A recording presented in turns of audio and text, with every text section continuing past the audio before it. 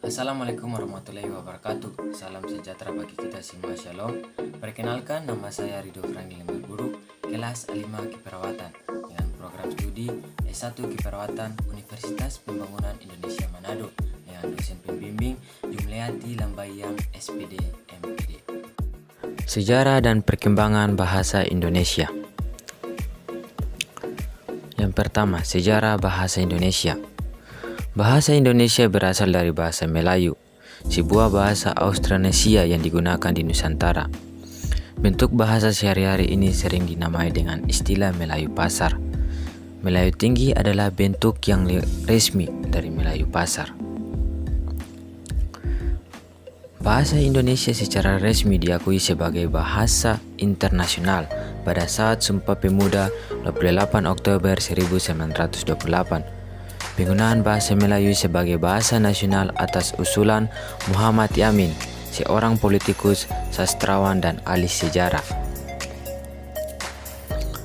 Bahasa Indonesia lahir pada tanggal 28 Oktober 1928. Pada saat itu, para pemuda dari berbagai pelosok Nusantara berkumpul di dalam rapat para pemuda berikrar.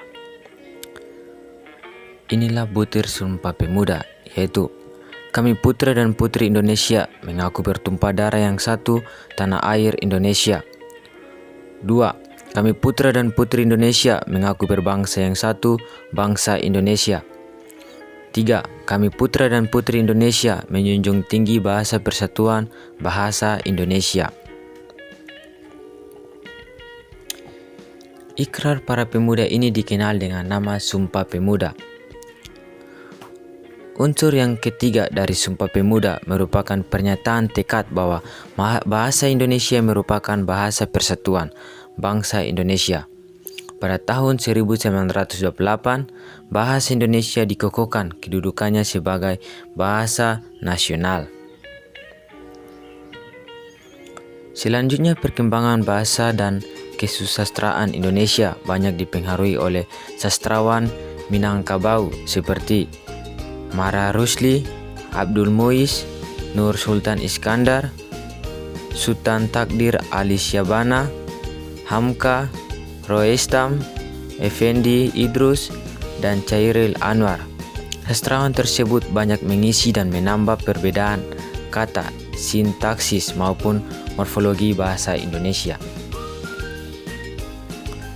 Ya, secara konstitusional, bahasa Indonesia dinyatakan kedudukannya sebagai bahasa negara pada tanggal 18 Agustus 1945 karena pada saat itu Undang-Undang Dasar 1945 disahkan sebagai Undang-Undang Dasar Negara Republik Indonesia. Di dalam Undang-Undang Dasar 1945 disebutkan bahwa bahasa negara adalah bahasa Indonesia.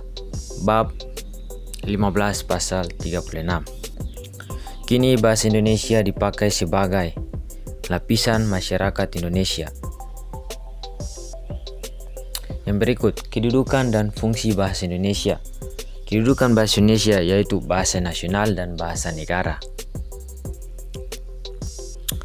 Yang pertama, bahasa nasional.